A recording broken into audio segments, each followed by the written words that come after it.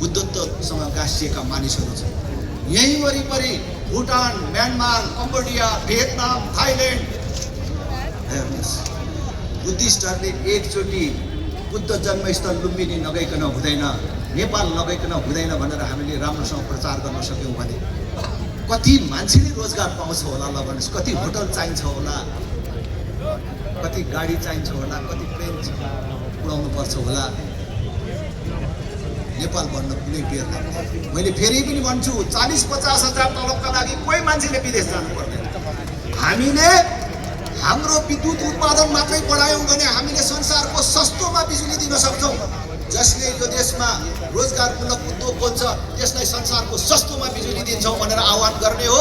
र तिमीले यहाँ उद्योग खोले बापत कमाएर लान पाउँछौ, हाम्रो मान्छेलाई रोजगारी दिनुपर्छ।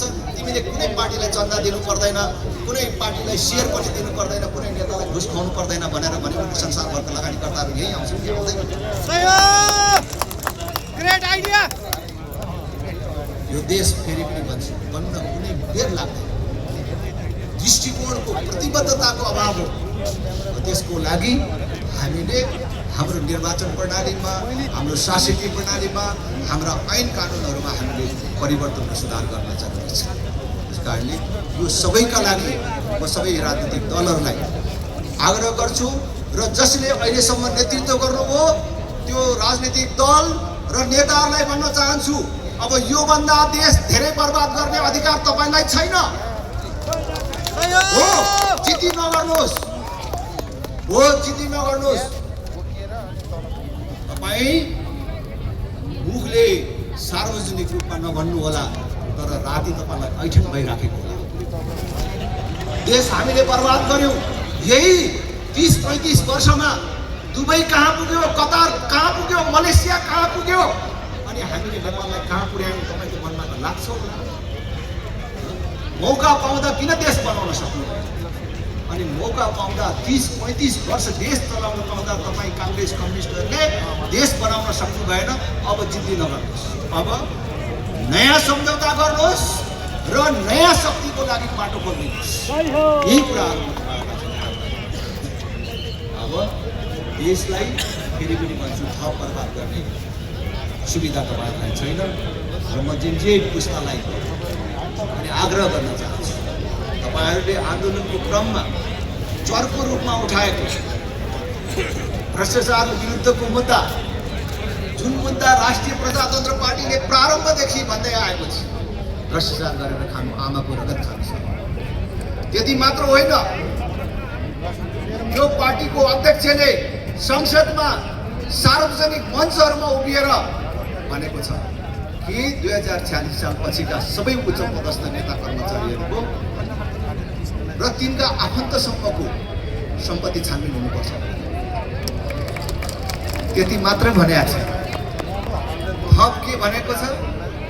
सबभन्दा अगाडि राप्रपाको अध्यक्ष राजेन्द्र लिङ्गदेनको छानबिन सुरु गर भनेर भनेको छ। गर्नु पर्यो, सुरु मेरोबाट गर्नु, मेरोबाट गर्नु। किनभने मैले पनि 2-4 दिन यो देशको प्रधानमन्त्री, ऊर्जा मन्त्री हुने मौका पाएँ। मेरोबाट सम्पत्ति छैन।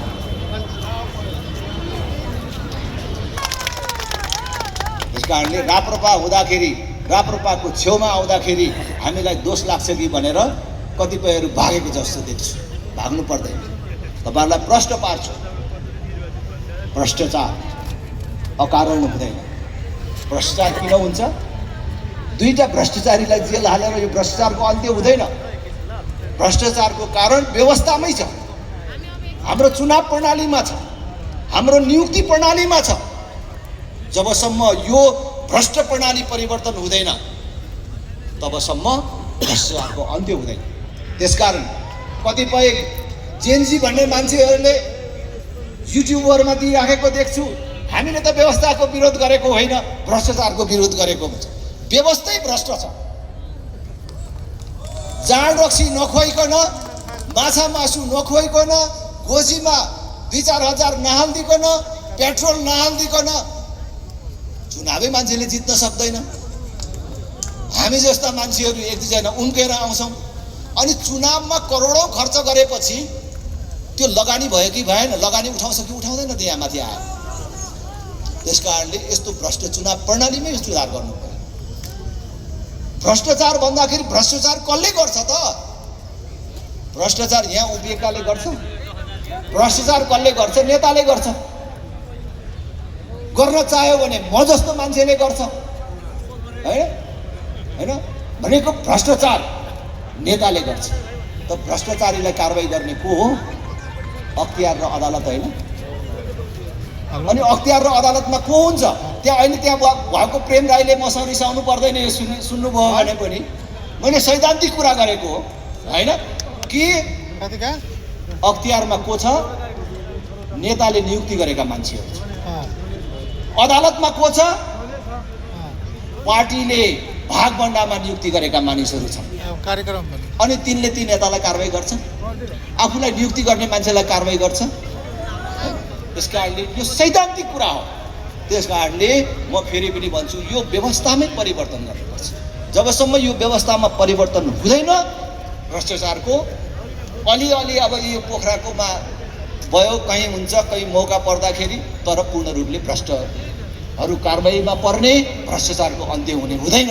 त्यस कारणले जेनजेड भाइ बहिनीहरूलाई मेरो आग्रह छ, भ्रष्टाचारको अन्त्य गर्ने हो भने यो व्यवस्थामा परिवर्तन गर्नुपर्छ र यो व्यवस्थामै परिवर्तन हुनुपर्छ भनेर नेपालको राजनीतिमा कुनै पार्टी छ भने त्यो राप्रपा मात्रै।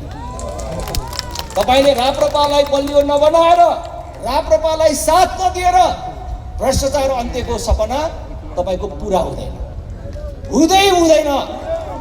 नयाँ पुराना यी कसैले पनि केही नाप्नेवाला छैनन्। जसले यही व्यवस्था कायम राख्नुपर्छ, यही व्यवस्था ठिक छ भनेर हिँडेका छन्, यो व्यवस्थाबाट भ्रष्टाचारको अन्त्य हुँदैन। मान्छे कुनै भ्रष्टाचार गर्दिन भन्ने आउन सक्ला, आफूले नगर्न सक्ला, केही नियन्त्रण गर्न सक्ला, गर्दै नगर्ने भन्ने कुरा होइन, मान्छेमा फरक पर्छ, तर पूर्णतः भ्रष्टाचारको अन्त्य हुँदैन। त्यसकारण जेनजी पुस्तालाई मेरो आग्रह छ, हामीले लडिराखेको लडाईँ भनेको तपाईको लागि हो, तपाईको भविष्यका लागि हो। तपाईले राष्ट्रिय प्रजातन्त्र पार्टीको मुद्दामा साथ दिनुभयो, राष्ट्रिय प्रजातन्त्र पार्टीको अभियानमा सहयोग गर्नुभयो भने यो देश बन्न सक्छ, यो देश बनाउन सकिन्छ। अहिले जसरी हाम्रा भाइ बहिनीहरू, युवा पुस्ता पढ्नका लागि, रोजगारीका लागि विदेश गइराखेका छन्, उपचारका लागि हाम्रा बाआमाहरू विदेश गइराखेका छन्, भोलि नेपाललाई संसारको उपचारको, स्वास्थ्य उपचारको गन्तव्य बनाउन सकिन्छ। भोलि नेपाललाई शैक्षिक हब बनाउन सकिन्छ, यही पढ्न आउने, सस्तोमा पढ्न पाइने ठाउँ बनाउन सकिन्छ। नेपाल संसारका मानिसहरूको गन्तव्य मुलुक बनाउन सकिन्छ।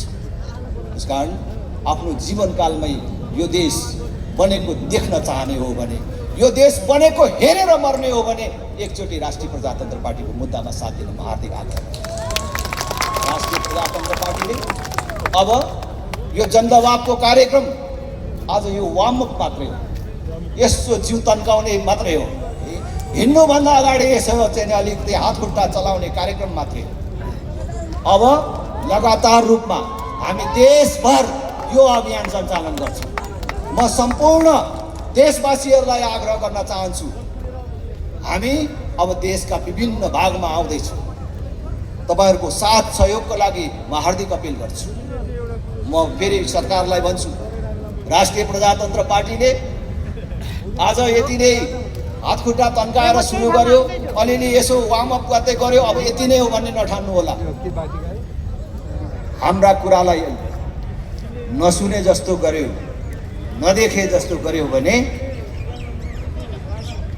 अब यो आन्दोलन विद्रोहको नेतृत्व गर्न, जनताको भावनाको नेतृत्व गर्न, जेनजी भावनाको नेतृत्व गर्न र अभिभावकको तल्लिनो राष्ट्रिय प्रजातन्त्र पार्टी बाध्य हुनेछ। हामी अगाडि आउन बाध्य हुनेछ। यिनै कुराहरू राख्दै उपस्थित सबैलाई, आयोजक साथीहरूलाई धेरै धेरै धन्यवाद भन्दै बिदा हुन्छु। बिदा हुनुभन्दा अगाडि राष्ट्रिय प्रजातन्त्र पार्टी जिन्दाबाद! दुई हात उठाएर के राष्ट्रिय प्रजातन्त्र पार्टी जिन्दाबाद भन्न केही गाह्रो छ? हात उठाएर राष्ट्रिय प्रजातन्त्र पार्टी जिन्दाबाद, राष्ट्रिय प्रजातन्त्र पार्टी जिन्दाबाद, राष्ट्रिय प्रजातन्त्र पार्टी जिन्दाबाद। हस्, धेरै धन्यवाद। पार्टी का आदरणीय